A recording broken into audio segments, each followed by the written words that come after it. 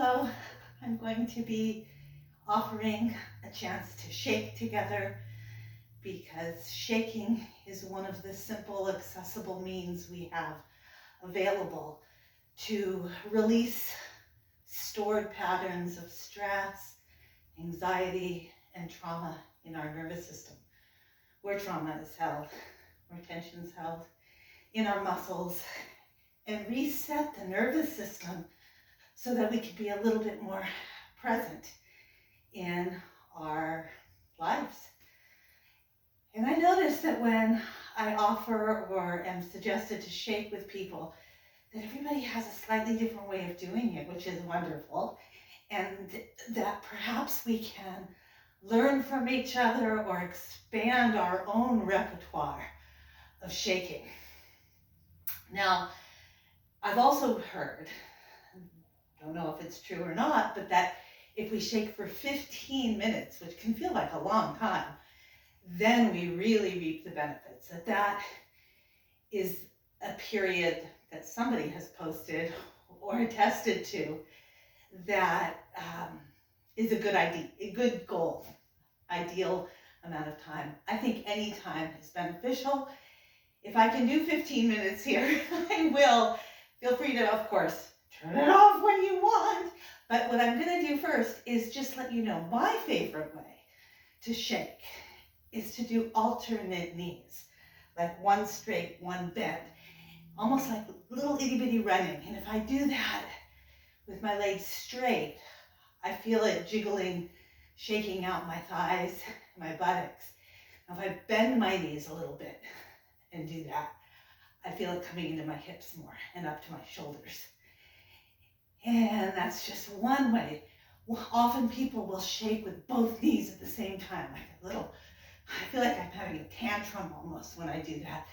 And that tends to come up into my torso. I feel that in my upper spine and shoulders. I also, unfortunately, feel it in my breasts that feel like if I'm going to do that for long, they need a little bit more support. But maybe I'm just shaking them out as well. Another way is like twisting, like little twist movements of your hips, almost like drying the towel with a towel real fast. And then you can think of like bringing that up your spine to your shoulders and back down. Little itty bitty twists, just another suggestion, another option. You'll find what works for you.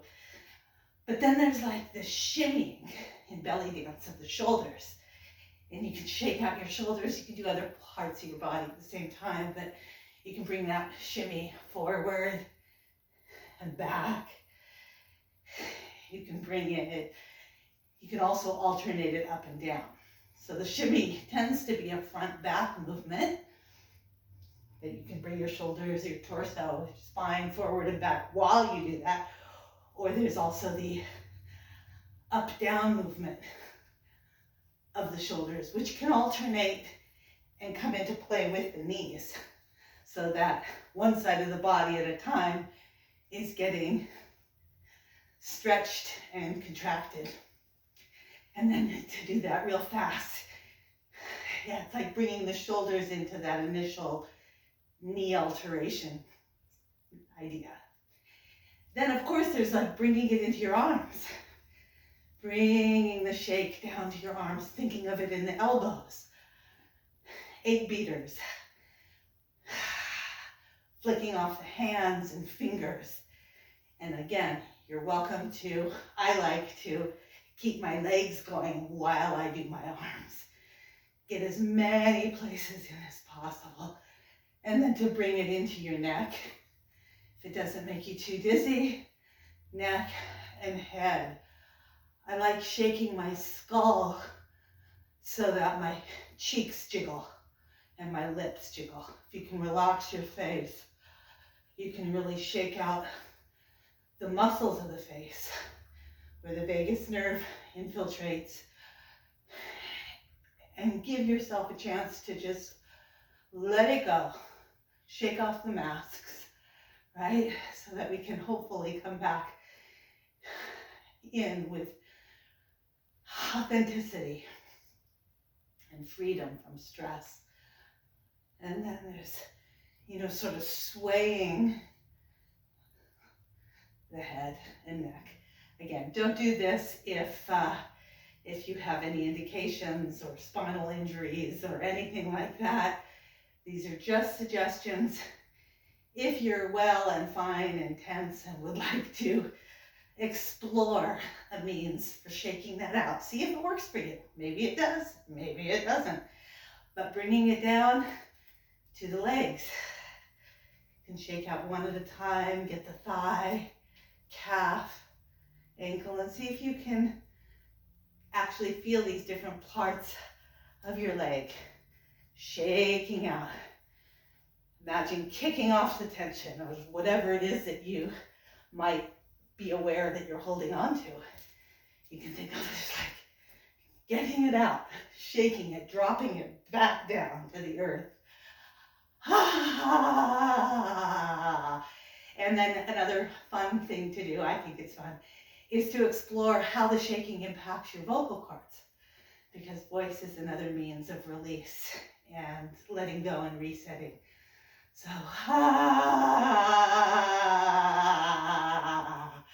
can you affect your voice with a quiver through the body shaking without actually doing it manually to your voice? Just humming or hawing and letting the shaking take care of the It's like a vocal affirmation that your body and larynx are actually being shaken.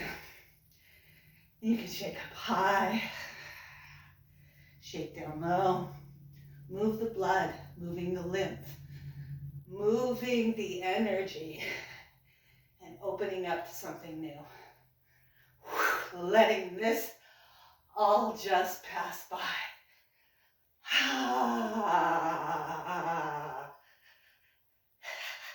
And then there's like a front back. I don't know if I mentioned that already, but like a torso. Your head will sort of compensate, just shaking the spine in that plane of front and back, right? Then there's the twisting. And there's the side, different directions of the spine. You can also do a spiral. It's not so much of a shake, but it's movement, and you can bring it back into more of a quiver.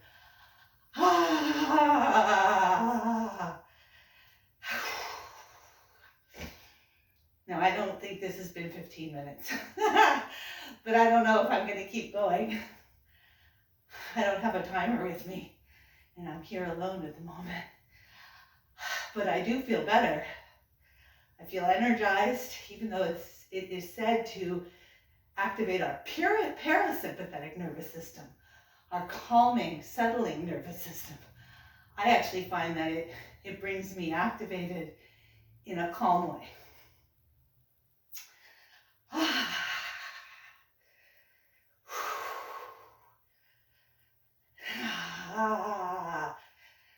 Shaking hands, elbows, shoulders, torso, stomach, hips,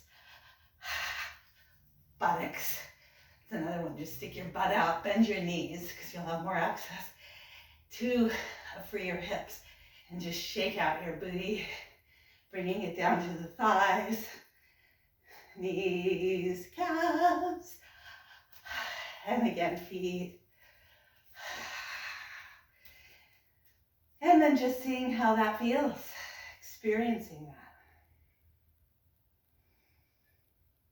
Noticing what you notice.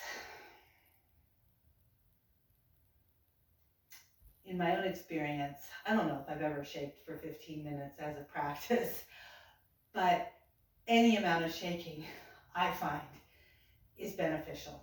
So when I'm even suggesting it to somebody and doing it with them, I usually feel better just for having done it with them. And so I encourage you to pass it on. Share shaking wherever you are. And, it's one of the main ways that mammals reset their nervous system when they have been shut down in a freeze trauma response. And Peter Levine, the somatic experiencing genius, shares that in his practice. In fact, animals that have been shut down and pretending to be dead are not actually, according to him, able to get up and run away until they shake. That it's actually a necessity to resetting. But as a dancer, as a mover, a lifelong embodied celebratory person, I have experienced just the benefit of moving, shaking, expressing, getting the energy going in new directions, out of wherever it's being held and not beneficial. Okay, let's see how long that was. Thank you.